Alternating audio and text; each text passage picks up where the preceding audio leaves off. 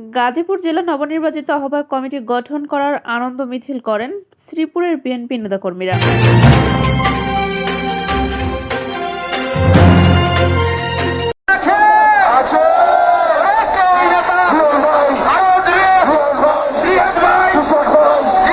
আসসালামু আলাইকুম দর্শক, সকলকে আমন্ত্রণ জানাচ্ছি বিবিআর নিউজ সংবাদে।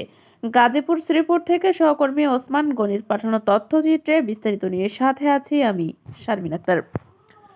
গাজীপুর জেলা বিএনপির আহ্বায়ক কমিটি গঠন মেয়াদ উত্তীর্ণ হয়। গাজীপুর জেলা বিএনপির কমিটি বিলুপ্ত করে ৩ সদস্য বিশিষ্ট নতুন আহ্বায়ক কমিটি ঘোষণা করা হয়েছে।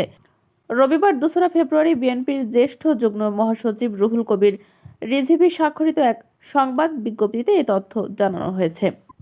বিলুপ্ত কমিটি গত ২০২২ সালে ৫ সেপ্টেম্বর গঠন করা হয়। সেই কমিটি বিলুপ্ত করে ঘোষিত নতুন আহ্বায়ক কমিটিতে বিলুপ্ত কমিটির সভাপতি ফজলুল হক মিলনকে আহ্বায়ক, সাধারণ সম্পাদক শাহ রিয়াজুল হান্নানকে ১ নং যুগ্ম আহ্বায়ক ও চৌধুরী ইশরাক আহমেদ সিদ্দিককে যুগ্ম আহ্বায়ক করা হয়।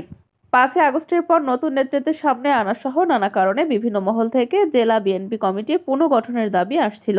এরই মধ্যে রোববার জেলা বিএনপির আংশিক আহ্বায়ক কমিটি ঘোষণা করা হলো। আহ্বায়ক কমিটি ঘোষণার পর দলের নেতাকর্মীদের মধ্যে তরুণ ও ত্যাগী নেতার নেতৃত্ব পাবেন বলে আশাবাদ তৈরি হয়েছে।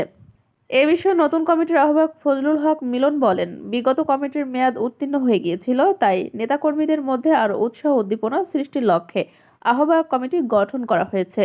এটি রাজনীতিতে একটি চলমান প্রক্রিয়া। আমরা আশা করছি এই কমিটির মাধ্যমে বিগত সময়ে নেতাকর্মীদের কাজের মূল্যায়ন করা সম্ভব হবে। দলীয় কার্যক্রমে আমরা আরও শক্তিশালী ও সক্রিয় হয়ে উঠব।